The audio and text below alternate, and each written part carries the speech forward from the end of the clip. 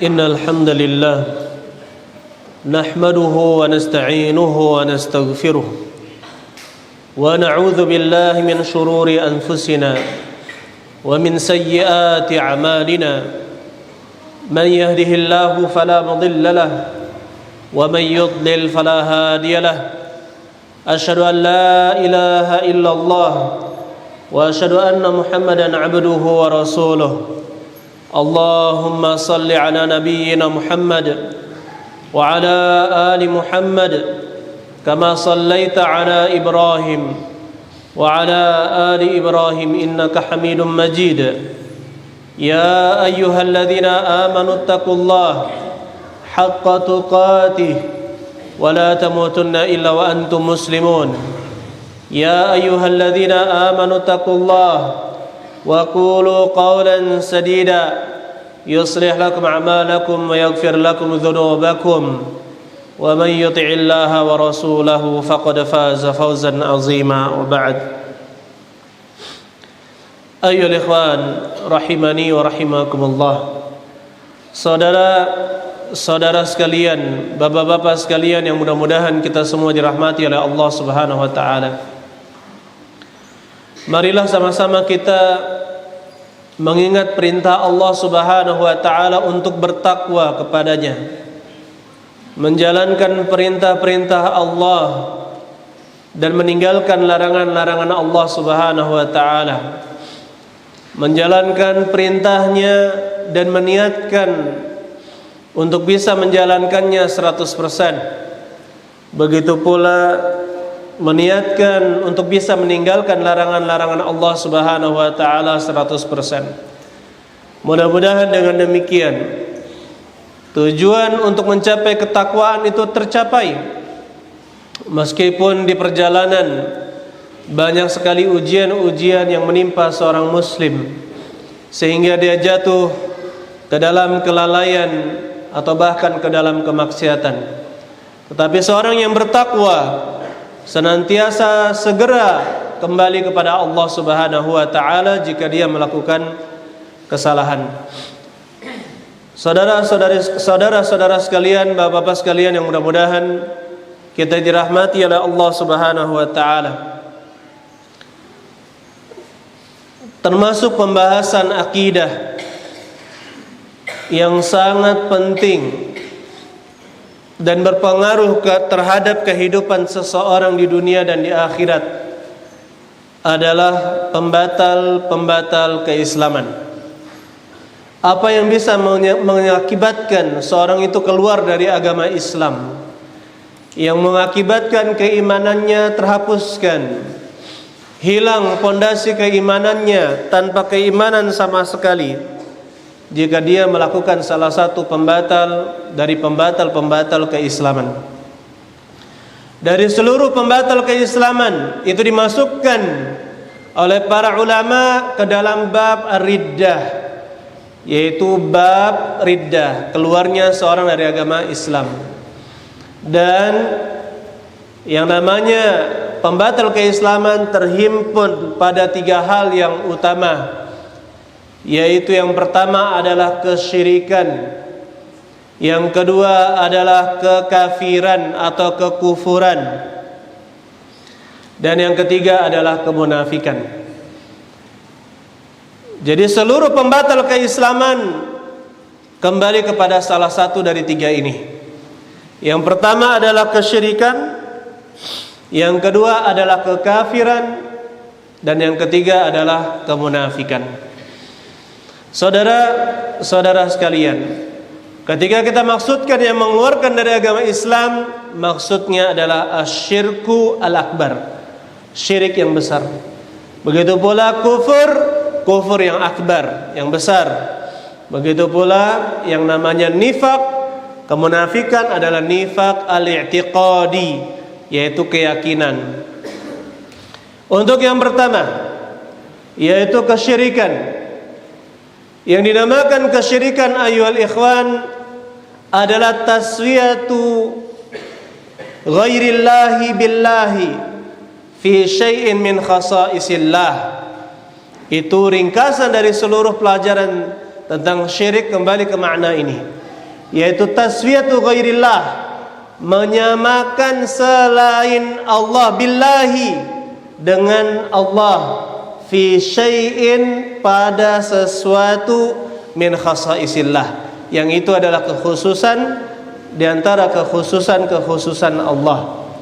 Jadi kalau misalkan ada sesuatu yang khusus, itu hanya berhak dimiliki oleh Allah Subhanahu wa taala, kemudian ada yang menyamakannya, ada yang menyatakan bahwa makhluk juga memilikinya, memiliki kekhususan tersebut, maka dia telah melakukan syirik akbar. Dengan demikian ayolah ikhwan, pengertian syirik yang kita maksud itu mencakup ke dalam seluruh bentuk kesyirikan yang mengeluarkan dari agama Islam, baik kesyirikan dalam rububiyah Allah Subhanahu wa taala, begitu pula uluhiyah Allah Subhanahu wa taala, dan juga al-asma wa sifat, nama-nama dan sifat Allah Subhanahu wa taala. Adapun yang kedua, yaitu kekafiran atau kekufuran. Apa yang dimaksud dengan kekufuran?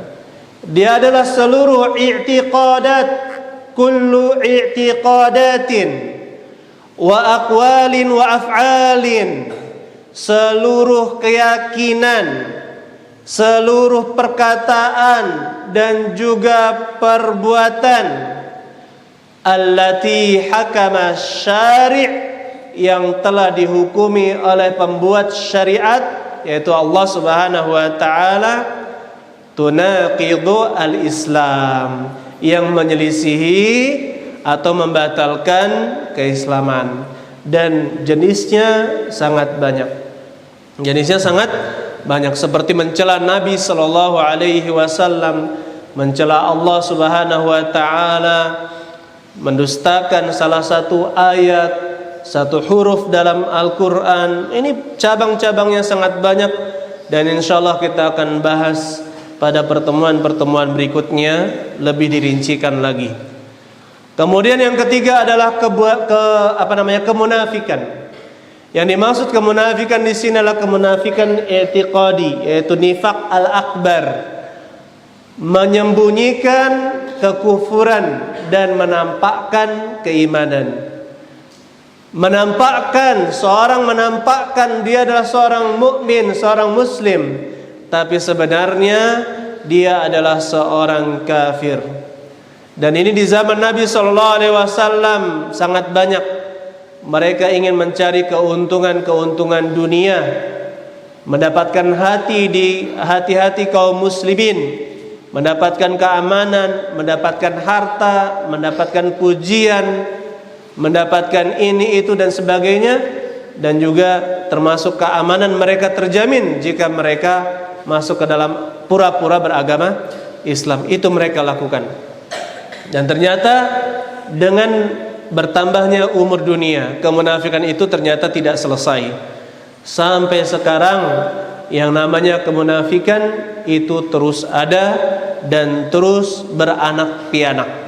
Oleh karena itu ya ikhwan, kita tidak bisa tinggal diam, ya, baik para dai, begitu pula para penuntut ilmu harus terus semangat untuk mempelajari ketiga hal ini, menyelamatkan dirinya sendiri dari hal-hal yang menyebabkan dia keluar dari agama Islam, begitu pula menyelamatkan keluarganya dan juga menyelamatkan orang-orang lain.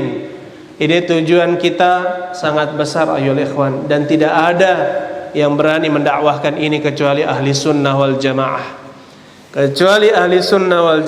Akan tetapi ketika kita mendakwahkan manusia agar mereka menjauhi ketiga hal ini, maka siap-siap kita akan dibenci, siap-siap kita akan dimusuhi. Tetapi sebenarnya itu bukan karena kebencian dai ahli sunnah wal jamaah, tidak, tetapi itu adalah wujud sayang mereka kepada kaum muslimin, bahkan kepada manusia. Saudara-saudara sekalian, mengenai diharamkannya kesyirikan, Allah Subhanahu wa taala menyebutkan di dalam banyak dalil tentang haramnya kesyirikan ini. Kata Allah Subhanahu wa taala dalam Al-Qur'an, innallaha la yaghfiru an yushraka bihi wa yaghfiru ma duna dzalika liman yasha. Sesungguhnya Allah tidak mengampuni dosa perbuatan syirik kepadanya dan mengampuni dosa selain itu liman yasha, kepada orang-orang yang Allah kehendaki. Kemudian Allah Subhanahu wa taala juga katakan, inna syirka la zulmun azim.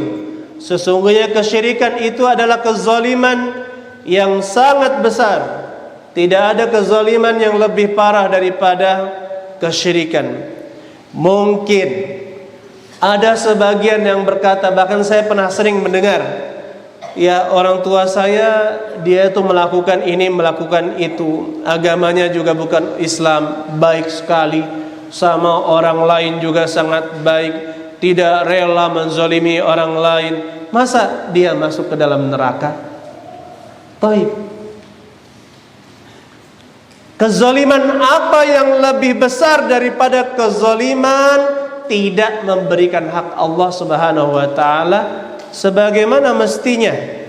Seorang anak saja kalau dia mengatakan kamu, ya, kepada bapaknya, kamu bukan bapak saya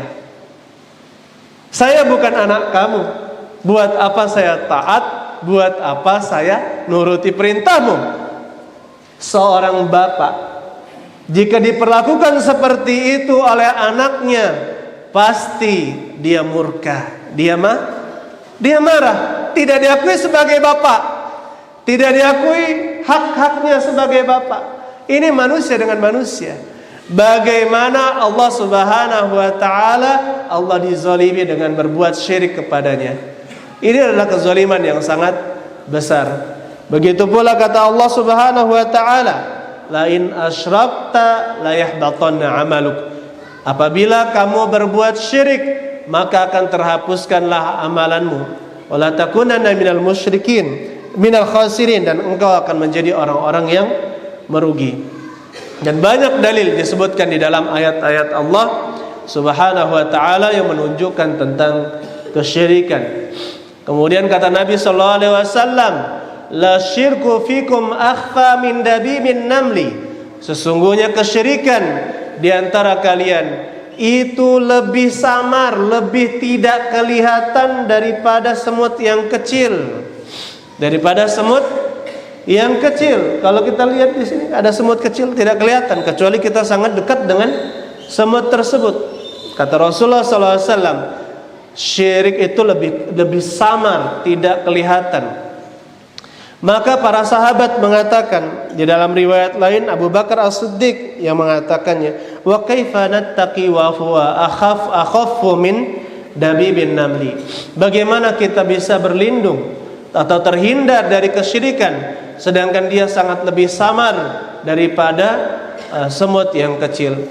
Maka Nabi sallallahu alaihi wasallam mengajarkan doa, katakanlah oleh kalian, Allahumma inna na'udzubika min an nusyrika bika syai'an na'lamuhu wa nastaghfiruka lima la na'lamuhu. Ya Allah, sesungguhnya kami berlindung kepadamu dari kami berbuat syirik kepadamu sedangkan kami mengetahuinya, dan kami berlindung kepadamu dari yang tidak kami ketahui. Begitu pula masalah kekafiran, ayol ikhwan. Allah Subhanahu wa taala katakan, walladzina kafaru wa kadzdzabu bi ayatina ulaika ashabun nari hum fiha khalidun. Dan orang-orang yang kafir dan mengingkari, mendustakan ayat-ayat kami, mereka itulah penghuni-penghuni neraka, mereka kekal di dalamnya. Begitu pula kata Rasulullah, kata Allah Subhanahu wa taala, innal munafiqina fid darkil asfali minan nar. Sesungguhnya orang-orang munafik itu berada di kerak paling bawah dari api neraka. Dari lapisan terbawah dari neraka. Nauzubillahi min dzalika. Oleh karena itu, ya ikhwan, mari kita berlindung kepada Allah Subhanahu wa taala dari ketiga hal ini. Dan jangan lupa kita juga berlindung untuk keluarga kita dan juga anak keturunan kita. Begitu pula orang-orang di sekitar kita, agar kita semua tidak terjatuh ke dalam kesyirikan, kekafiran, dan juga kemunafikan. Ingatlah perkataan dan doa Nabi Ibrahim alaihissalam wa junubni wa baniya an na'budal asnam. Dan jauhkanlah aku dan anak keturunanku dari kami menyembah berhala. Barakallahu fikum jami'an.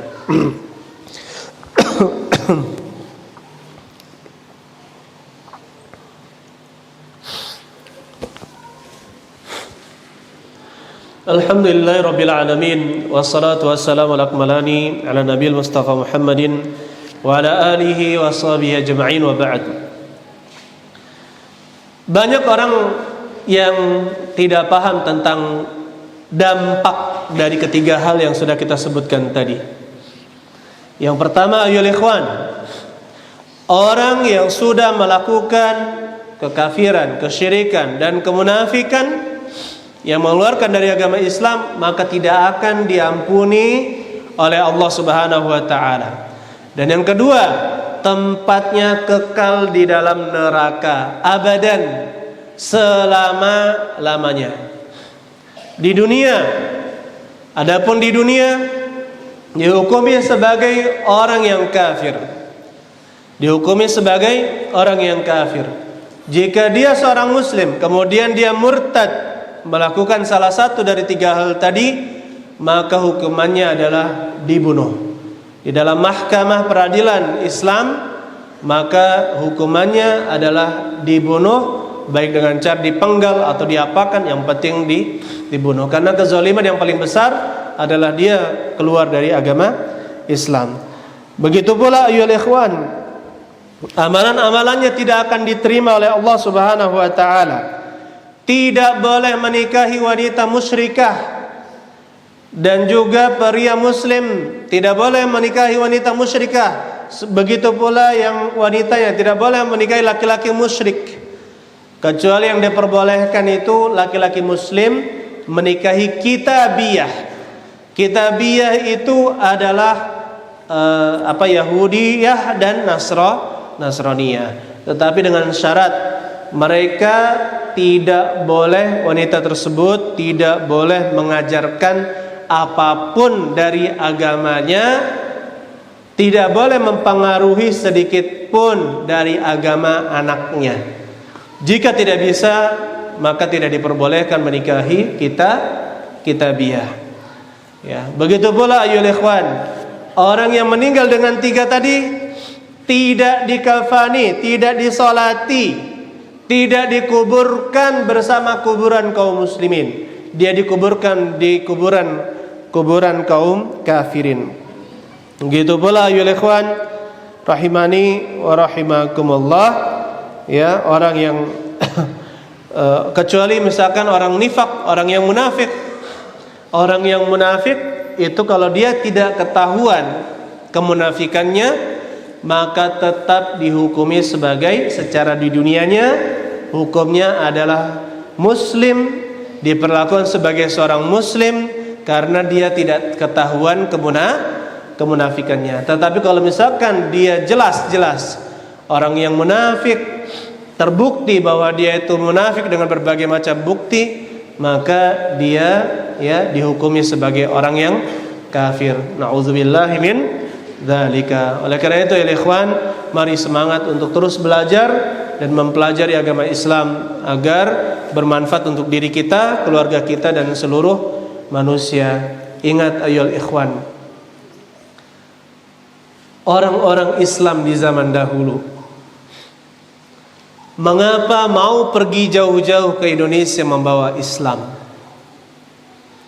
Melintasi berbagai macam pulau, rela dengan berbagai macam kendaraan, berbulan-bulan di lautan, berhari-hari di jalanan untuk mendakwahkan Islam agar manusia semuanya menyembah kepada Allah Subhanahu wa taala. Pertanyaan untuk kita, itu nenek moyang kita yang telah berjasa mengislamkan Indonesia,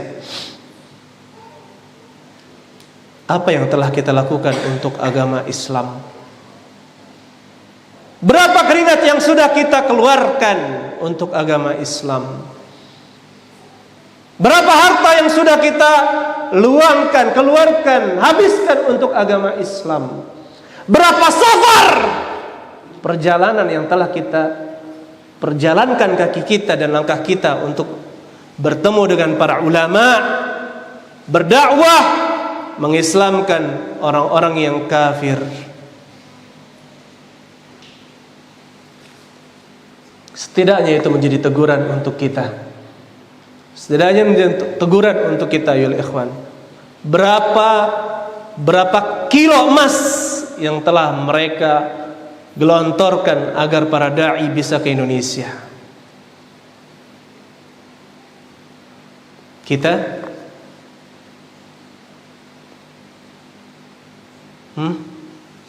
camkan itu. Kita camkan itu. Jangan kita pikirkan diri kita sendiri, kita lupakan. Masih banyak orang-orang yang belum mengenal agama Islam. Barakallahu fikum jami'an. Akhirnya di hari Jumat banyaklah berselawat kepada Nabi sallallahu alaihi wasallam. Allahumma salli wa sallim ala nabiyil Mustafa Muhammadin wa ala alihi wa sahbihi ajma'in.